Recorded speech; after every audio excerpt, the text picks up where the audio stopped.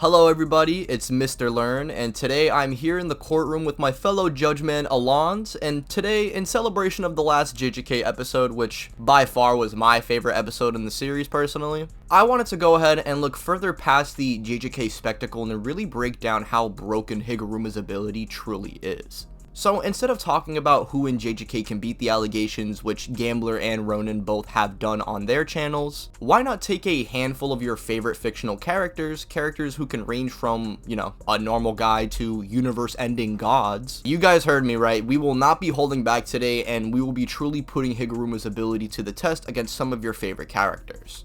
Now, before we can talk about if Higuruma can, beat Goku or not, we need to break down his ability and how actually broken it is, which is why I have none other than the JJK expert himself to back me up. Just like Ty, I obviously love the Higuruma episode and he's such an amazing character, I agree, and I am here to break down how he works. So, the important thing to understand about Higuruma is that he is naturally just a genius, even before Jujutsu, which is how, when, awakening a technique, he was able to immediately manifest a domain expansion that I'm going to explain in a moment, and then basically reverse engineer how cursed energy works. So, by the end of the series, after a training time skip, these guys are looking pretty busted, but Higuruma especially is able to hold up a lot better than he was against Yuji. So I would say he's probably, around subsonic in reaction speeds and like city block level durability. His attack potency, obviously there's no point even going into that because Executioner's Sword kind of just makes it irrelevant, when he reaches that point, because it does one shot, one kill. Now, the domain itself is basically built around Higuruma's idea of justice. So the defendant is forbidden from using violence in the domain, and an explanation of the rules is required. There is no sure hit, sure kill, but the sure hit in general is just, the non-violence rule.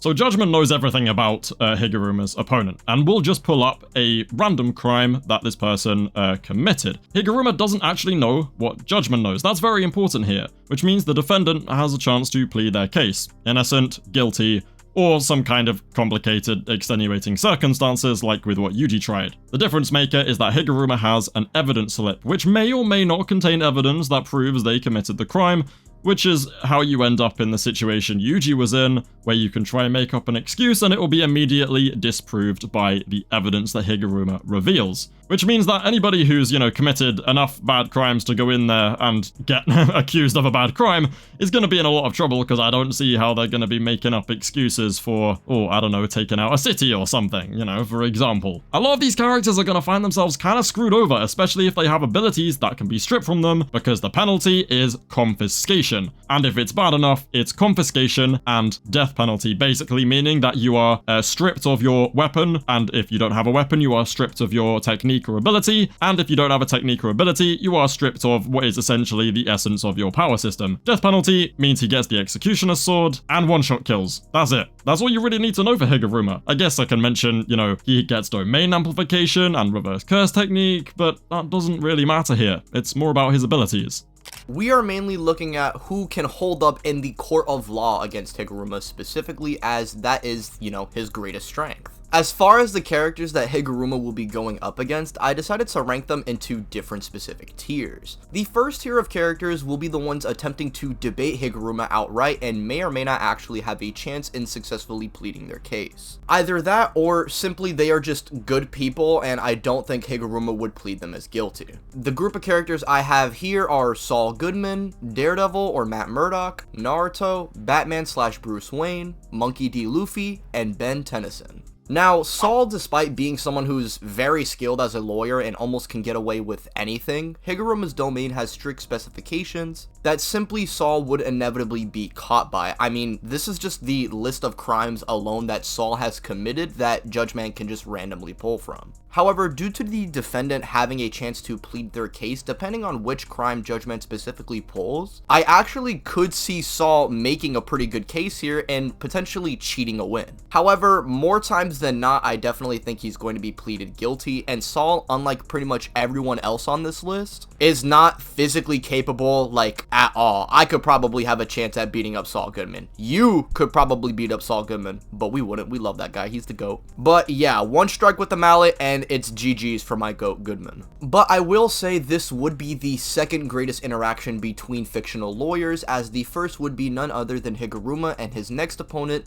Daredevil. Now, Daredevil himself not only is someone who has an amazing moral code and set of values, so I think it's going to be hard for Higuruma to even, prove that Matt is just directly guilty of a crime, but Matt himself is a lawyer, and a really good one at that. If Higuruma were to attempt to catch Daredevil with a guilty result, Daredevil, like Yuji as well, would be perfectly fine here. Confiscation probably would just remove Daredevil's base weapons, which, he does not need due to him having precognition and insane martial arts prowess. Daredevil, unlike Saul as well, is genuinely just a good person straight up and would definitely have ways of working around Higuruma's system here. I think a good example of him being a lawyer is in the Daredevil TV show, where he somehow makes Frank Castle look like somebody who can be rehabilitated. Obviously, it doesn't go as planned, but that wasn't really Matt's fault. His case was actually pretty solid here. Even if we take this specific version, who's obviously weaker than his comic book self, I do honestly think Daredevil could beat Higuruma in a debate and obviously beat him up physically.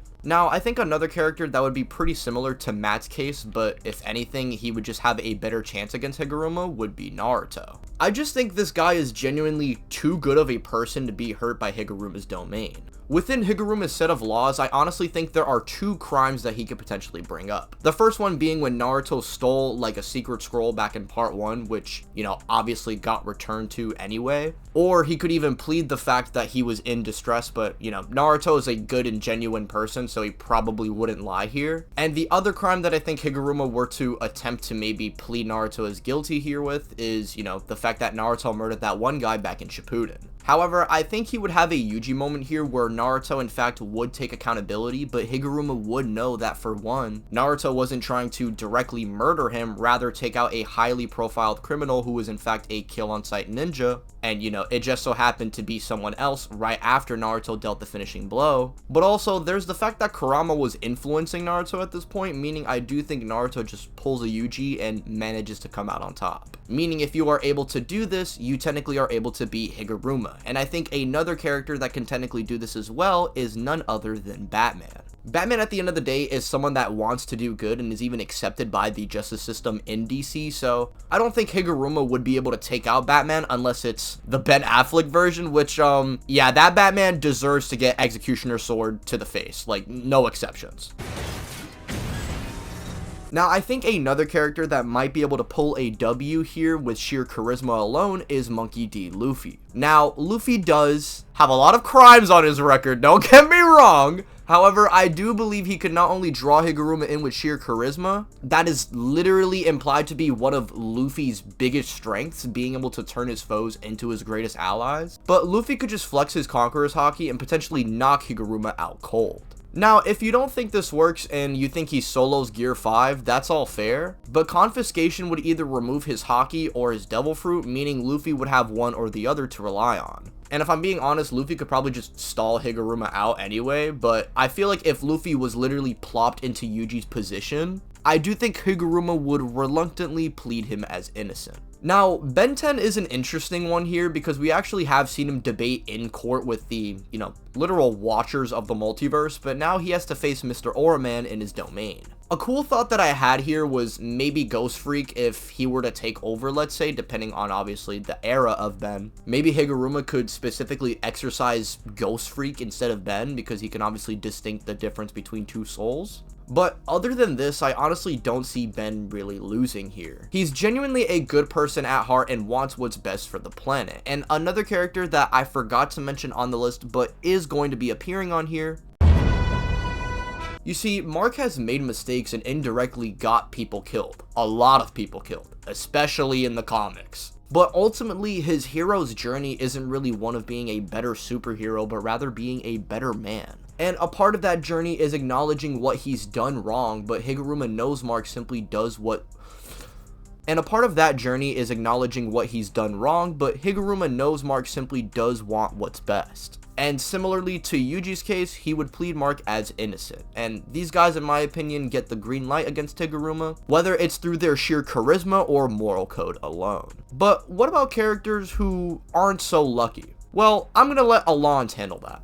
So the first person I actually want to talk about is Omni-Man. Now, I don't think anyone's going to disagree with me when I say Judgment could pull up a number of heinous crimes for Omni-Man, probably throughout the course of his life that we don't even know about, and also just the stuff we've actually seen him do in the series, like, you know, when he ran Mark through an entire train of people. The weird thing about Omni-Man is, okay, cool, he's probably going to be, you know, found guilty of something, right? But would the confiscation ability actually confiscate anything? Because his powers are innate, they're just part of his genetic code. It's not really like a, you know, cursed energy type power system or technique-based power system. So he could just be completely fine and dandy. The thing is, though, is it might not really matter, because if, you know, he's in his little redemption arc, then sure, maybe, you know, the evidence will show the kind of person he's trying to become. If this is a Higuruma that is like post-Yuji, his views on the world are different, then his judgment may also be different, right? In reality, I think it's most likely that Higuruma would accuse him of something, and then Omni-Man would beat the crap out of him outside the domain anyway.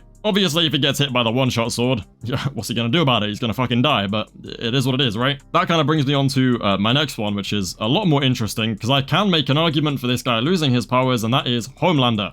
I don't even know where to start when it comes to the list of crimes that Homelander has committed, alright? I feel like even things that, like, when he thinks about cutting down all those people, I feel like he should just be charged for that. And he's done all these horrible things, so, you know, he's obviously gonna be screwed. He's getting death penalty, confiscation, I don't care what Judgment brings up. Death penalty, confiscation, immediately. And Homelander's gonna be there, you know, he'll either admit to it or outright deny it. And he'll be, like, not too worried, because he's used to being the strongest, right? But then what happens if we argue, since his powers are not innate to his own being, and they came about because of a compound V, that, you know, that will just strip away his abilities that he gained. So, you know, laser eyes, flight, super strength, whatever it gifted him is just going to be stripped away. He's just going to be a dude.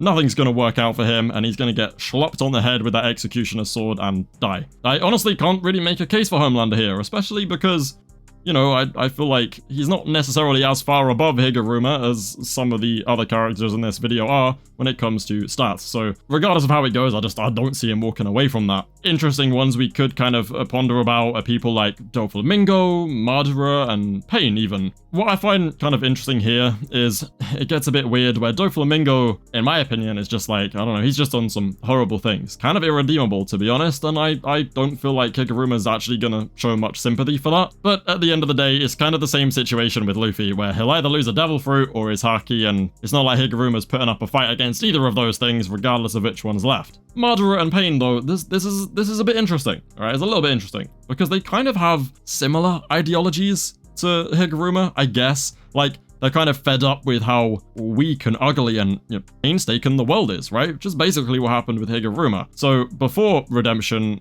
I don't feel like Higuruma will necessarily forgive this, but upon seeing the kind of stuff they've done in, you know, search of their goals, he might kind of like reflect on himself a bit, because he's gonna see what he is effectively doing. And I feel like there is a very interesting interaction to be had there, because although Madara and Pain have like much more extreme final goals, it does feel like they have similar mindsets to Higuruma himself, in terms of just being sick of all the pain and suffering and crappiness of the world, right? They'll either be stripped of, it's hard to say, I think Madara carries a weapon, so, and I think Parts of Pain will count as weapons, so either way, they'll have chakra left over, and just Higuruma's probably fried, but that's just my opinion.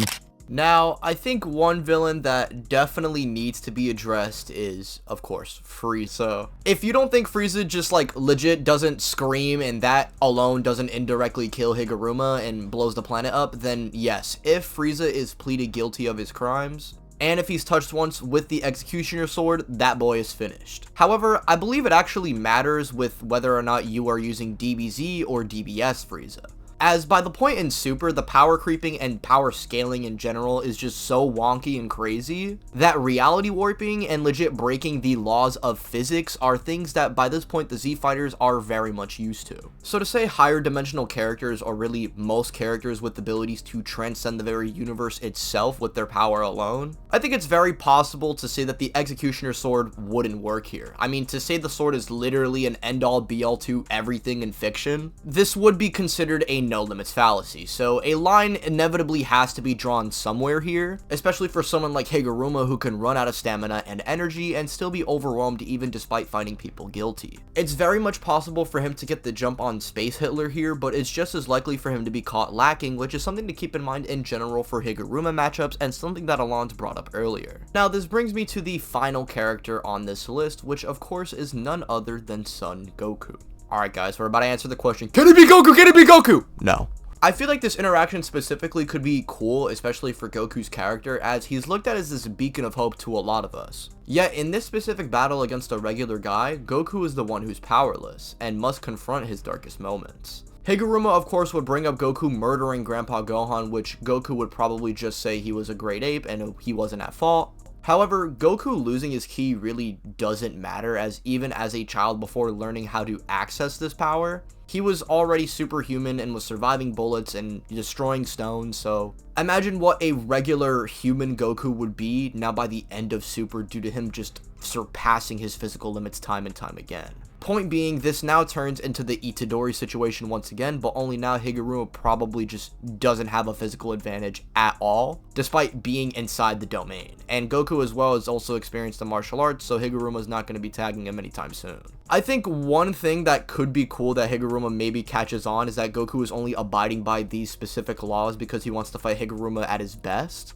Realistically, like I mentioned earlier, Goku could probably fart and that unintentionally would make Higuruma like keel over like Yamcha, but even when playing his game, Higuruma would definitely see at this point that Goku is a good person. He just mainly wants a good fight and what's best for himself, which Higuruma could maybe use against him by mentioning the Tournament of Power, and how he was the indirect result of multiple universes being wiped out, but of course Universe 7 ends up saving them anyway and undoing this effect. And it's not like Goku intentionally caused the Tournament of Power and wanted these universes to be destroyed. So, I doubt Higuruma would do this, and similar to the Yuji Itadori situation, Goku would just mog on him and Higuruma would concede. Now, with that being said, does Higuruma really solo your verse? Probably not. But his ability is very niche and specific enough to where he could beat some pretty powerful characters despite just being a good lawyer, along with being an excellent sorcerer on top of that. Alright, we're done yapping. I'm gone. Go and subscribe to Allons and check out his new video. Goodbye.